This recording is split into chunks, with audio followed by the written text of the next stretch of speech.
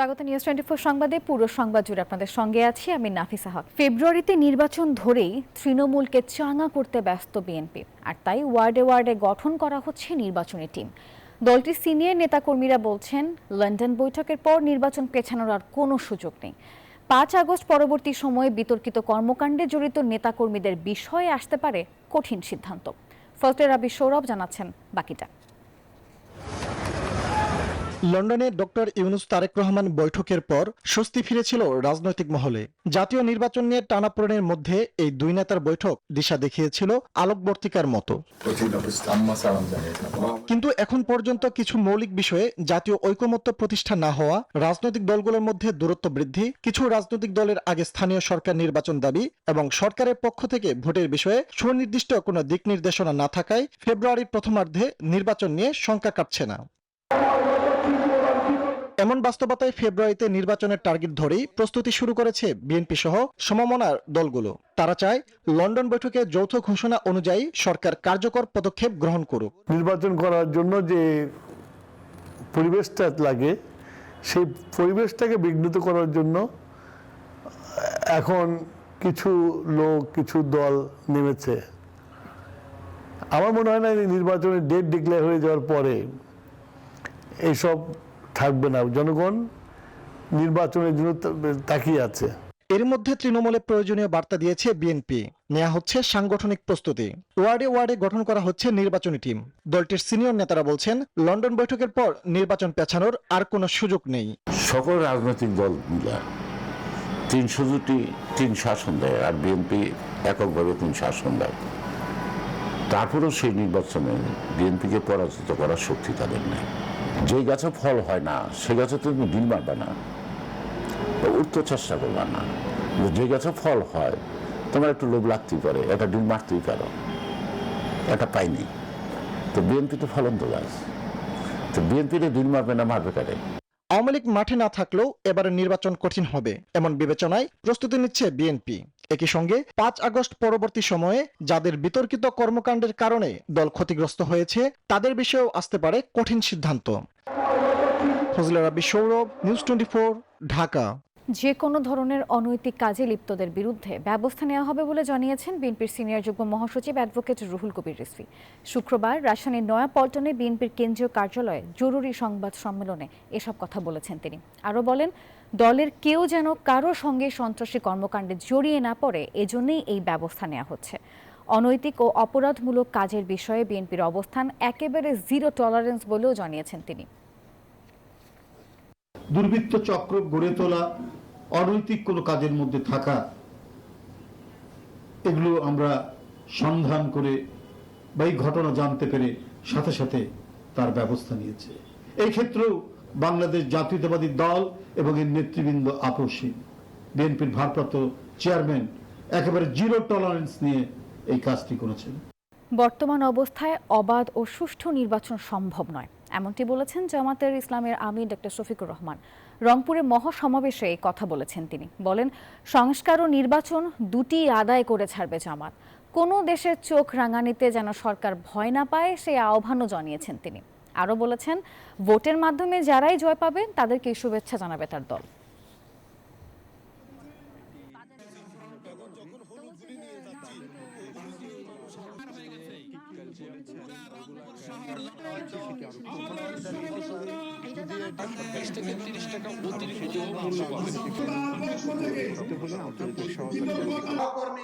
নেতৃবৃন্দ, স্থানীয় পরপর আরো 2-3টি নির্বাচন হয়েছে। একজন পাটগ্রামে কি হচ্ছে কি হয়েছে আপনারা দেখতে পাচ্ছেন। আর শুধু পাটগ্রাম নয়, সারা বাংলাদেশকে এখন পাটগ্রাম বানিয়ে ফেলছে একদল। এই অবস্থায় সুষ্ঠু নির্বাচনের কল্পনাও করা যায় না। সুষ্ঠু নির্বাচনের জন্য কতগুলো মৌলিক সংস্কার অবশ্যই করতে হবে। আমরা সেই সংস্কারগুলোর কথা বলেছি।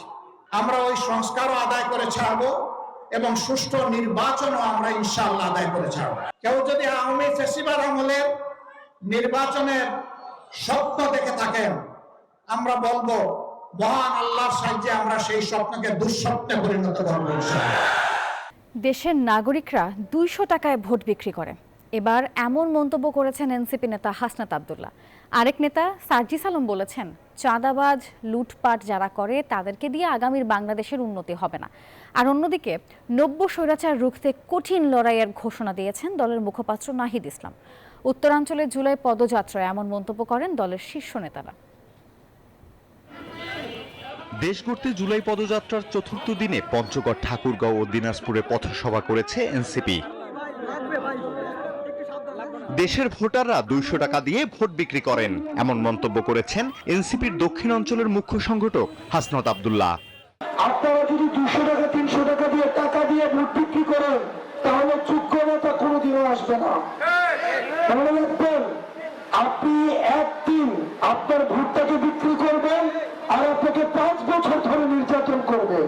এর মাঝে ঠাকুরগাঁয়ের পীরগঞ্জ উপজেলায় স্লোগানে মিছিলে নাহিদ, হাসনাত, সার্জিসদের বরণ করে নেন স্থানীয়রা। উত্তরাঞ্চলের মুখ্য সংগঠক সার্জিস আলম বলেন, চাঁদাবাজ লুটপাট যারা করে তাদেরকে দিয়ে আগামীর বাংলাদেশে উন্নতি হবে না। 100 টাকার জন্য হাত পেতে থাকে, আবার বিভিন্ন দলে তারা প্রস্তুত।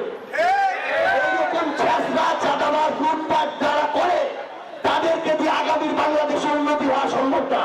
24-এর গণ অভ্যুত্থানের গুরুত্ব তুলে ধরে নাহিদ ইসলাম বলেন, নতুন কোন স্বৈরাচার যাতে তৈরি না হয় তার বিরুদ্ধে লড়তে হবে। গণঅভ্যুত্থানের পরে ফ্যাসিস্টের পতনের পরে আবারও নতুন করে চাঁদাবাজি এবং সন্ত্রাস, মাদক ইত্যাদি আবার শুরু হয়েছে। যুব সমাজকে আবার অধপতনের দিকে নিয়ে যাওয়া হচ্ছে। আমরা কি এইটার জন্য গণঅভ্যুত্থান করছিলাম? আমরা কি এই দেশ, এই বাস্তবতার জন্য স্বৈরাচারের পতন ঘটাইছিলাম? আমরা ঘটাই নাই। এদিকে জুমার নামাজ শেষে স্থানীয়দের সঙ্গে কুশল বিনিময় শেষে তাদের গন্তব্য দিনাজপুর। আলহাদি খান, ডেস্ক রিপোর্ট, নিউজ 24।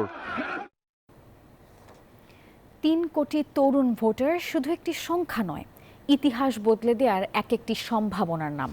এদের অধিকাংশই ফ্যাসিস্ট সরকারের বাধায় আগে ভোট দিতে পারেননি। 5 আগস্টের গণ অভ্যুত্থান পরিবর্তিত পরিস্থিতিতে এদের একটা বড় অংশই এবারে প্রথমবারের মতো চাপমুক্তভাবে ভোট দেওয়ার স্বপ্ন দেখছেন। বিশ্লেষকরা বলছেন, তরুণরা শুধু ভোটের ফলই নয়, বরং রাজনৈতিক দলগুলোর এবারের ভবিষ্যৎ নির্ধারণ করতে পারে। তরুণরা আসলে নির্বাচন নিয়ে কি ভাবছেন তা তুলে ধরেছেন সহকর্মী আবির হোসেন। ক্যামেরায় ছিলেন মঞ্জুর রহমান। দেশে 18 থেকে 29 বছর বয়সী ভোটারের সংখ্যা 3,04,07,000। মোট 12,44,80,000 ভোটারের মধ্যে তাদের প্রতিনিধিত্ব 24.42%, যার বড় অংশই শিক্ষার্থী। তরুণরা নানা বাধার কারণে বিগত 3টি নির্বাচনে ভোট দিতে পারেননি। তবে 5 আগস্টের গণ অভ্যুত্থানের পর পরিস্থিতি অনেকাংশে বদলে গিয়েছে। নির্বাচন নিয়ে তরুণরা কি ভাবছে সেই বিষয়ে কথা হয় ঢাকা বিশ্ববিদ্যালয়ের 3য় বর্ষের শিক্ষার্থী যুবার সাথে। তুলে ধরেন নির্বাচন নিয়ে তার ভাবনা। নির্বাচন নিয়ে আমাদের ইন্টারেস্ট আছে, কারণ নির্বাচনটা হচ্ছে একটা গণতান্ত্রিক মাধ্যম, যেটার মাধ্যমে একটা জনগণের ম্যান্ডেট নিয়ে জনগণের চাওয়া পাওয়ার একটা সরকার আসবে। পরিবর্তিত পরিস্থিতিতেও ভোট নিয়ে তরুণ প্রজন্মের রয়েছে নানা ধরনের শঙ্কা। রাতে ভোট ডাকাতির সম্ভাবনা আছে, দিনের বেলায় ভোট বক্স অ্যাটাক করে সেখানে ভাঙচুর করে ভোট ডাকাতির যে বিষয়টা, 20টা গুন্ডা 10টা হুন্ডার যে রাজনীতি, ভোটের যে রাজনীতি, এটা আবার আমরা সামনে লক্ষ্য করব যদি এই সংস্কারটা আমরা না পাই। আগামী নির্বাচনে প্রার্থী বাছাইয়েও সচেতন তরুণ সমাজ।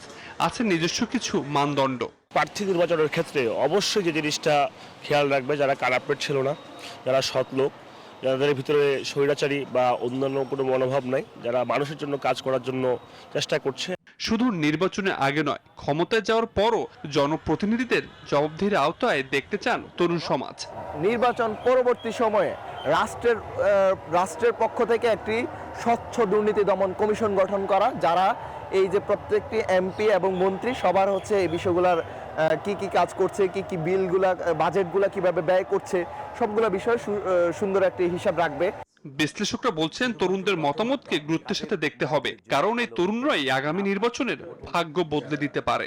ওরা দেশকে কিভাবে চায়, ওরা নেতৃত্বকে কিভাবে দেখতে চায়, ওরা আগামীর বাংলাদেশকে কিভাবে দেখতে চায়, ওদের কথা শুনতে হবে।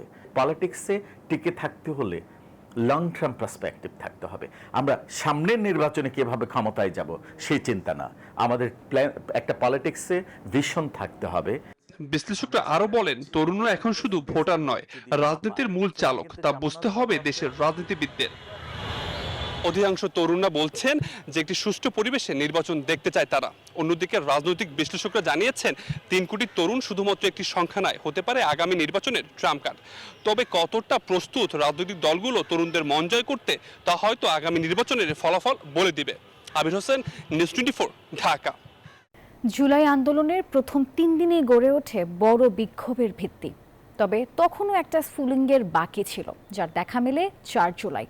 ফুঁসে ওঠে বিভিন্ন বিশ্ববিদ্যালয়। রক্তচক্ষু উপেক্ষা করে 4 দফা দাবিতে চলতে থাকে সড়ক এবং রেলপথ অবরোধ। বিক্ষোভকারীদের কাতারে এসে দাঁড়ান শিক্ষক, আইনজীবী সহ বিভিন্ন শ্রেণী পেশার মানুষ। আর সেদিনই ঘোষণা করা হয় 6 এবং 7 জুলাইয়ের পরবর্তী কর্মসূচি। মাসুদ সুমনের প্রতিবেদনে দেখব বিস্তারিত। দিনটি ছিল বৃহস্পতিবার, 24-এর 4 জুলাই। সকাল থেকেই উত্তাল ঢাকা বিশ্ববিদ্যালয়। কোটা বিরোধী আন্দোলনে যেতে ইচ্ছুক শিক্ষার্থীদের হলে হলে বাধা দেয় নিষিদ্ধ ছাত্রলীগ। কিন্তু শিক্ষার্থীদের থামাতে পারেনি কিছুই। আসতে থাকে ছোট ছোট মিছিল। শাহবাগ মোড় হয়ে ওঠে যার মোহনা। অবরোধে অচল হয়ে ওঠে রাজধানীর সড়ক। রাজপথে শিক্ষার্থীদের কাতারে নেমে আসেন শিক্ষক, আইনজীবী সহ বিভিন্ন শ্রেণী পেশার মানুষ। তাদের সংহতি আন্দোলনে যোগ করে নতুন মাত্রা। আমরা একটা আন্দোলন থেকে যে একটা সরকার পতন করব, সেটা কিন্তু আমরা কখনোই ভাবতে পারিনি। রিকশাওয়ালা থেকে শুরু করে হায়ার লেভেলে যারা আছে এই আন্দোলনে তারা ছিল।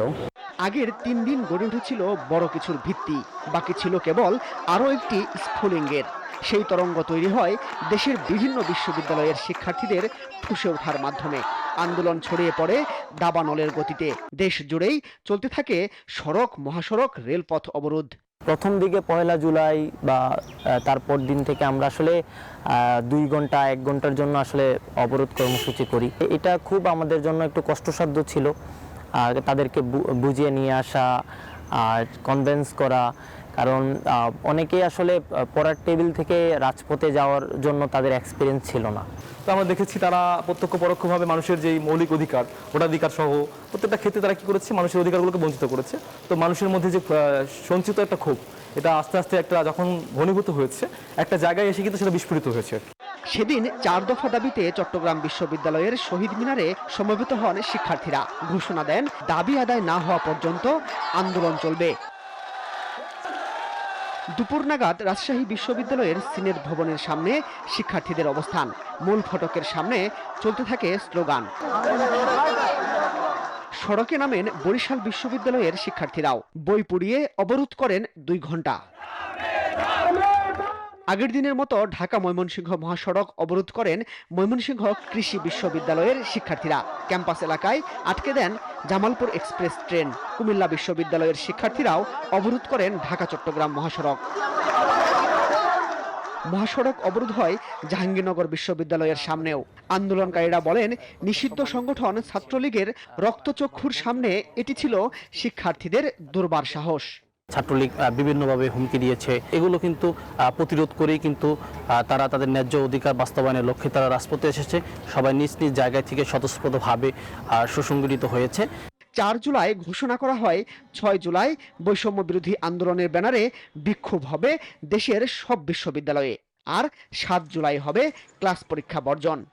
কোটা বিরোধী আন্দোলন, তারপর তার রূপ নেয় ফ্যাসিস্ট সরকার বিরোধী আন্দোলন।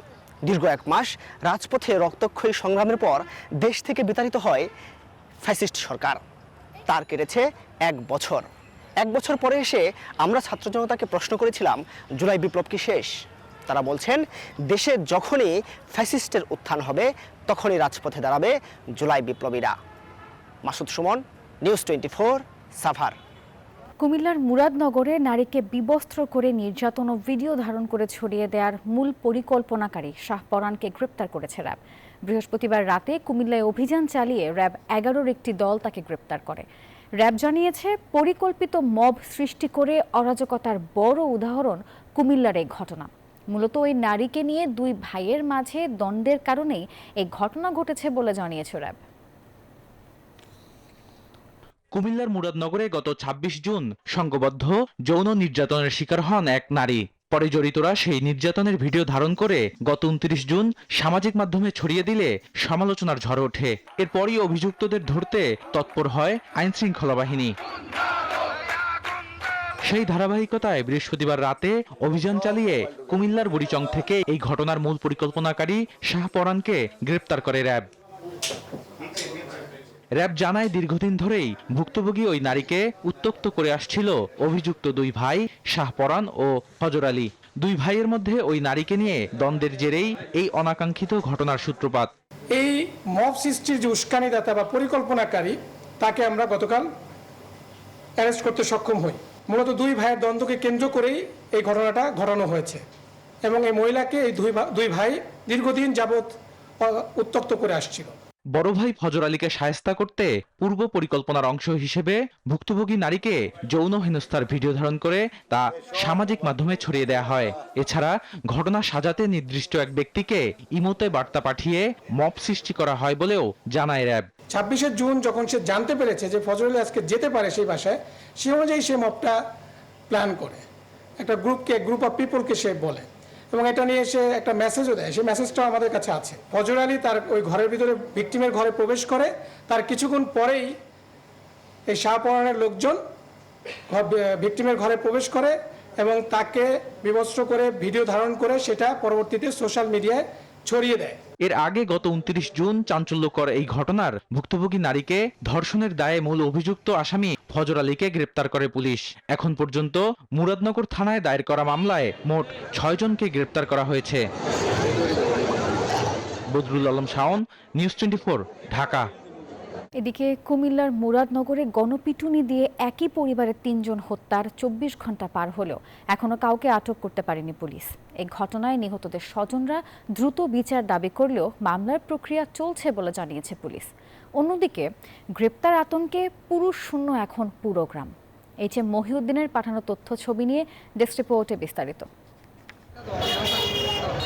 কুমিল্লার মুরাদনগরের করাইবাড়ি এলাকায় মাদক কারবারের সাথে জড়িত থাকায় মা ও তার 2 সন্তানকে গণপিটুনি ও কুপিয়ে হত্যা করা হয়। গুরুতর আহত হয় আর এক মেয়ে। স্থানীয়দের অভিযোগ, দীর্ঘদিন ধরে মাদক ব্যবসা, চাঁদাবাজির সঙ্গে জড়িত নিহত রুবির পরিবার। তাদের অত্যাচারে অতিষ্ঠ ছিল এলাকাবাসী। গত মঙ্গলবার এক স্কুল শিক্ষকের মোবাইল চুরিকে কেন্দ্র করে ওই শিক্ষক ও স্থানীয় ইউপি মেম্বার বাচ্চু মিয়াকে মারধর করে রুবির পরিবার। এরপরই পরিস্থিতি উত্তপ্ত হয়। দীর্ঘদিনের ক্ষোভ থেকে বৃহস্পতিবার ঘটে এই অনাকাঙ্ক্ষিত ঘটনা। আর কি করতে না করলে এলাকার সবাই জানে, হ্যাঁ মাদক ব্যবসা থেকে মানে সবকিছু অবৈধ যা কাজ আছে সব এই বিল্ডিং এর।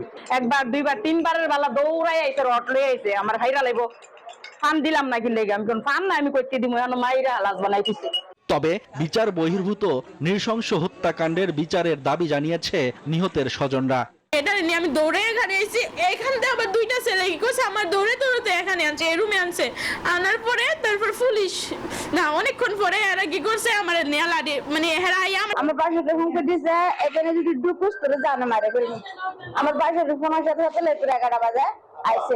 এদিকে ঘটনার 24 ঘন্টা পেরিয়ে গেলেও কাউকে আটক করেনি পুলিশ। তবে পুলিশের দাবি, পরিবারের পক্ষ থেকে মামলার প্রস্তুতি চলছে। মামলা হলে গ্রেপ্তার অভিযানে নামবে পুলিশ। এই আইন নিজের হাতে তুলে নিয়ে আইনকে নিজের মতো করে ব্যবহার করে যারা এই হত্যাকাণ্ড ঘটিয়েছে আমরা তাদের বিরুদ্ধে আইনানুগ ব্যবস্থা গ্রহণ করব। এদিকে গ্রেপ্তার আতঙ্কে করাইবাড়ি গ্রাম এখন পুরুষ শূন্য। অপরাধ নিয়ন্ত্রণে জনগণকে আইন নিজের হাতে তুলে না নেওয়ার আহ্বান পুলিশের। Desk report, news 24। লালমনিরহাটের পাটগ্রাম থানায় হামলা ও ভাঙচুর করে ভ্রাম্যমাণ আদালতে দণ্ডিত 2 জনকে ছিনিয়ে নেওয়ার ঘটনায় মামলা করেছে পুলিশ। আর এতে 27 জনের নাম উল্লেখ সহ আসামি করা হয়েছে অজ্ঞাত অনেককেই। বৃহস্পতিবার রাতে 4 জনকে গ্রেপ্তার করা হয়। এদিকে শুক্রবার দুপুরে পাটগ্রাম পৌর বিএনপি কার্যালয়ে সংবাদ সম্মেলন করা হয়েছে। সেখানে দাবি করা হয় ঘটনার সঙ্গে বিএনপির কোনো সংশ্লিষ্টতা নেই। ঘটনা খতিয়ে দেখতে 3 জনের একটি দল গঠন করেছে জেলা বিএনপি। যদি তদন্ত করে তাদের বিরুদ্ধে যদি প্রমাণ পাওয়া যায় ব্যবস্থা নেবে। আমরাও দল থেকে কোনো অপকর্মকে বিএনপি এটাকে ওন করবে না। বিএনপি সবসময় যে কোনো অসাংগঠনিক কার্যক্রম, যে কোনো আইন শৃঙ্খলা বিরোধী কার্যক্রম, যে চাঁদাবাজি, এইগুলোকে বিএনপি ওন করে না। যুক্তরাষ্ট্রের সঙ্গে শুল্ক চুক্তি নিয়ে এখনও কোনো চূড়ান্ত সিদ্ধান্তে পৌঁছাতে পারেনি বাংলাদেশ। বেশ কিছু বিষয়ে মতপার্থক্য থাকায় বৃহস্পতিবার ওয়াশিংটনে মার্কিন বাণিজ্য প্রতিনিধির সঙ্গে বৈঠকে প্রস্তাবিত চুক্তির খসড়াটি চূড়ান্ত করা যায়নি। এই অচলাবস্থা নিরসনে আগামী ৮ জুলাই ওয়াশিংটনে ফের বৈঠকে বসবে দুদেশ। বৈঠকে যোগ দিতে ওয়াশিংটন যাচ্ছেন বাণিজ্য সচিব মাহবুবুর রহমান। ট্রাম্প প্রশাসনের আরোপিত ৩৭% বাড়তি শুল্ক সংক্রান্ত মার্কিন খসড়া প্রস্তাবের কিছু শর্ত আন্তর্জাতিক রীতির সঙ্গে সঙ্গতিপূর্ণ নয় বলে মনে করে ঢাকা। রাজধানীর বাজারে আবারও বেড়েছে সবজির দাম। ২ সপ্তাহের ব্যবধানে বেশিরভাগ সবজির দামই কেজি প্রতি বেড়েছে ১০ থেকে ৩০ টাকা পর্যন্ত। আর এতে বিপাকে পড়েছেন ভোক্তারা। অবশ্য কমেছে ব্রয়লার মুরগি এবং সোনালী মুরগির দাম। রাজধানীর বাজারে সব ধরনের সবজির দরই ঊর্ধ্বমুখী। কারওয়ান বাজারে ঝিঙে, চিচিঙ্গা ও ধুন্দুলের মতো গ্রীষ্মকালীন সবজি বিক্রি হচ্ছে ৬০ থেকে ৮০ টাকা কেজিতে, অথচ ২ সপ্তাহ আগেও দাম ছিল ৪০ থেকে ৫০ টাকা। বরবটি ও কাঁকরোলের দাম বেড়ে দাঁড়িয়েছে ৪০ থেকে ৬০ টাকা। বেগুনও ধরন বেঁধে বিক্রি হচ্ছে ৮০ থেকে ১০০ টাকায়। ক্রেতাদের অভিযোগ, বাজার ব্যবস্থাপনায় ঘাটতি ও পর্যাপ্ত নজরদারির অভাবেই ২ সপ্তাহের ব্যবধানে বেড়েছে সবজির দর। এইভাবে দাম বাড়ানো আসলে এটা কতটা যৌক্তিক সেটার ওটা চিন্তা করতে হবে, আর সরকারকে আসলে এখানে আর একটু সময় দিতে হবে। আগে চিচিঙ্গা কিনছি ৪০ টাকা ৫০ টাকা, এখন ৬০ টাকা। তারপরে যে লাল শাক ছিল আগে ১০ টাকা মোটা, এখন ২০ টাকা। বিক্রেতারা বলছেন বর্ষাকালে সবজির সরবরাহ চাহিদার তুলনায় কম হওয়ায় বেড়েছে দর। বর্ষাকাল এখন চলতেছে, আপনার সব সবজির দাম বাড়তি, মাল আসে কম, খাওয়াইনা বেশি, অথবা মালের চাপ কম, মাল দাম বেশি। তবে স্থিতিশীল রয়েছে মুরগির ও মাংসের দাম। প্রতি কেজি সোনালী মুরগি বিক্রি হচ্ছে ২৫০ থেকে ৩০০ টাকা দরে। ব্রয়লার মুরগি ১৫০ থেকে ১৬০ টাকায় বিক্রি হচ্ছে। সোনালী ২৫০, ব্রয়লার হইলো ১৫০ টাকা, তারপরে লিয়ার হইলো লালটা হইলো ২৫০ টাকা। ব্রয়লার ১৫০ টাকা কেজি, আগে থেকে একটু কম। এদিকে মাছের মধ্যে প্রতি কেজি চাষের রুই ৩৮০ থেকে ৪৫০, তেলাপিয়া ২৫০ থেকে ২৮০, পাঙাশ ২০০ থেকে ২৫০ টাকায় বিক্রি হচ্ছে। মরিয়ম আজিজ মৌরিন, নিউজ 24, ঢাকা। গাজায় হামলা জোরদার করেছে ইসরায়েলি বাহিনী। ৪৮ ঘণ্টায় বিভিন্ন আশ্রয় কেন্দ্র ও ত্রাণ বিতরণের লাইনে হামলা চালিয়ে ৩ শতাধিক ফিলিস্তিনিকে হত্যা করা হয়েছে। এ নিয়ে মোট নিহতের সংখ্যা দাঁড়ালো এখন ৫৭,১০০। এমন পরিস্থিতিতে বৃহস্পতিবার মার্কিন প্রেসিডেন্ট ডোনাল্ড ট্রাম্প মন্তব্য করেছেন, গাজাবাসীর নিরাপত্তা চান তিনি। এদিকে ইরানের তেল পাচারকারী একটি নেটওয়ার্ক এবং হিজবুল্লাহ নিয়ন্ত্রিত আর্থিক প্রতিষ্ঠানের বিরুদ্ধে নতুন নিষেধাজ্ঞা আরোপ করেছে যুক্তরাষ্ট্র। শুক্রবার এক প্রতিবেদনে তথ্য নিশ্চিত করেছে রয়টার্স। দর্শক, পরবর্তী সংবাদ দেখার আমন্ত্রণ জানিয়ে আজ এখানেই বিদায় নিচ্ছি। আরও সংবাদ ও বিশ্লেষণ জানতে ভিজিট করুন news24bd.tv। এতক্ষণ সঙ্গে থাকার জন্য ধন্যবাদ সবাইকে।